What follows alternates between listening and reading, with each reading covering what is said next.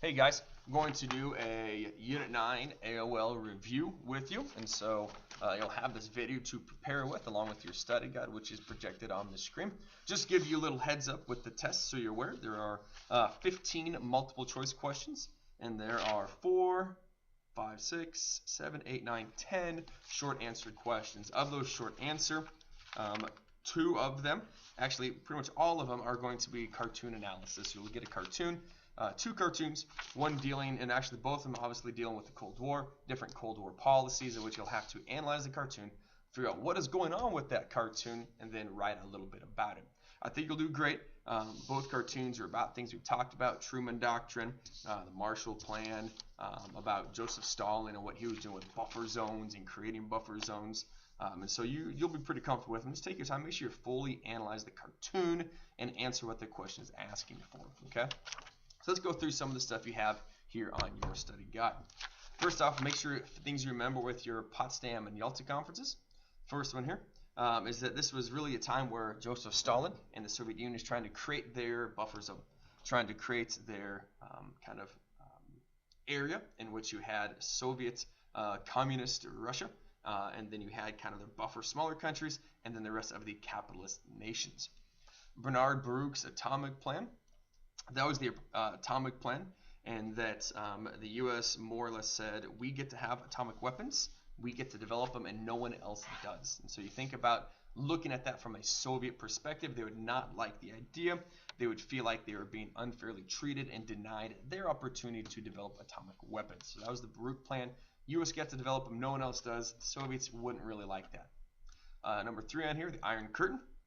Remember, that was from the speech that Winston Churchill did in Fulton, Missouri in 1946, in which he says there is a divide between the Eastern Europe and Western Europe, or between communism and capitalism. And so it's that growing Soviet domination as the Soviets expand themselves westward.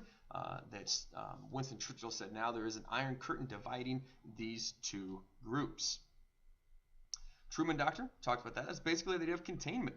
We're going to contain and prevent the spread of communism at all costs. And a lot of the wars and things we went into were because of that. All right, your Marshall Plan. Remember, the Marshall Plan was the idea that we're going to try to promote democracy by economically or financially aiding these smaller European countries. And so if we can go in and prevent the smaller European countries from falling into total poverty, then hopefully they will not like the idea of communism as much. So financially, we're going to help and support. We're going to provide resources, whether it be tractors, whether it be buildings, whatever it is. We're going to provide financial resources and infrastructure to help these smaller countries out. Moving on there to number 6, the Korean War. Okay. Remember, the Korean War was where North Korea, under the influence of China and the Soviet Union, was trying to expand communism into South Korea. The United States went in along with the help of the UN, the United Nations, to try to end the communist movement southward. It really didn't change much of anything other than lots of lives lost. North Korea and South Korea still remain divided today. Berlin blockade. Remember the Berlin blockade? You guys remember the airlift? So Berlin was divided into East Berlin and West Berlin. East Berlin was communist. West Berlin was capitalist or controlled by the Western nations. And so the Soviet Union shut off all transportation, all rail lines and roads into West Berlin. So then the United States and the UN decided that they would send airplanes with food into West Berlin, and so they call it the Berlin Airlift. And so we're going to drop food via parachutes into West Berlin so they have enough food resources to survive. NATO and Comecon. NATO was your North Atlantic Treaty Organization. This is basically your capitalist nations. Okay? All the nations that are non-communist, more or less, are your NATO countries. Comecon, an organization where they're trying to build up economic assistance for countries. But the one that's we spent really most time with this whole idea of NATO still exists today, North Atlantic Treaty Organization. These are your non-communist nations. Brinkmanship. Okay, brinkmanship, the idea that at any given time we need to be prepared for war because we are on the brink of war. Okay, started in 1950s by John Foster Dulles. said that the U.S. needs to be prepared at any time, that we're on the brink of war, we might be going to war, so let's be ready. All right, McCarthyism.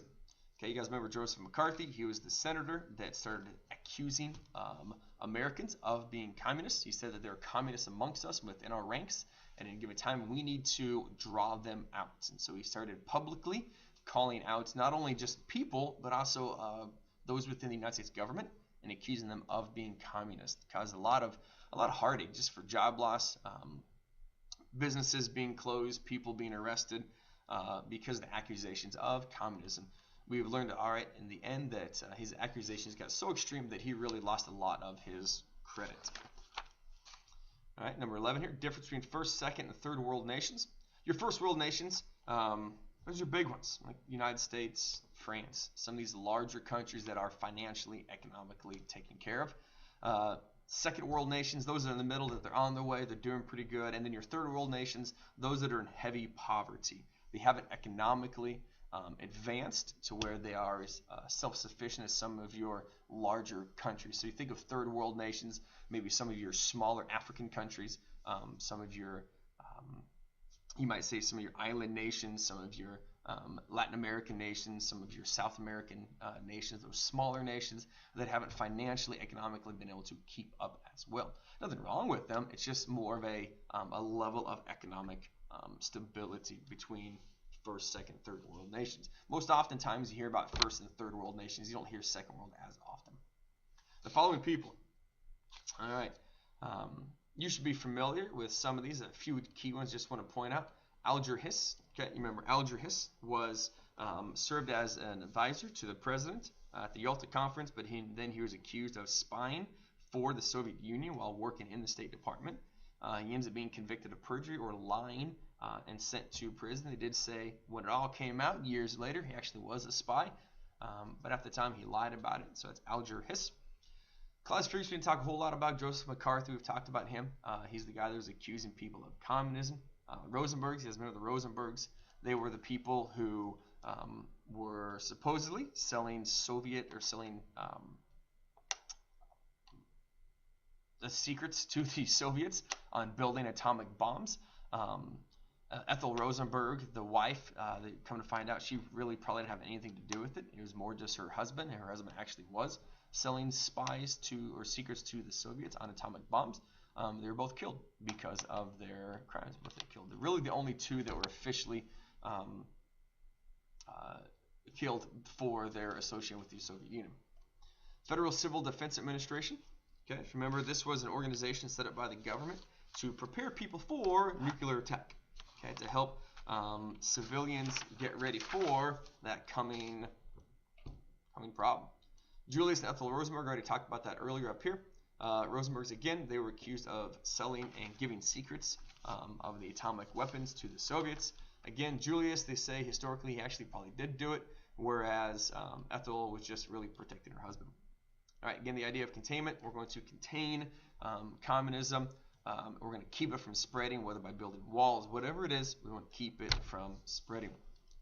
All right, Stalin and the USSR after World War II, they're an expanding kingdom. Joseph Stalin wanted to be able to expand his communist beliefs as far and as much as he could. Remember, he created that buffer zone as he slowly took over other countries and did what it could to prevent others from advancing their own beliefs as well. How did the U.S. number 18 protect itself against the USSR? So there's a lot of things. The containment, the Marshall Plan, brinkmanship, the Baruch Plan. These are all things that the U.S. did to try to prevent the expansion. You could look at the Korean War.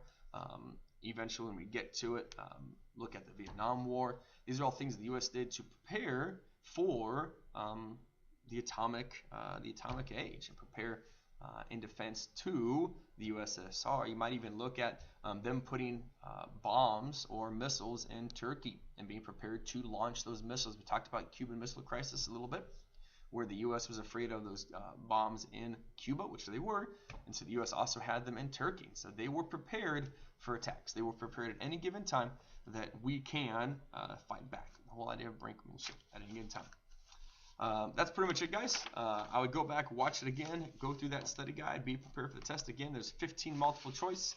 and about 10, right, 10, 9, 10 short answer. They're cartoon analyzations. I think you do a great job. Have an awesome day. Spend your time reviewing, preparing. You can do it.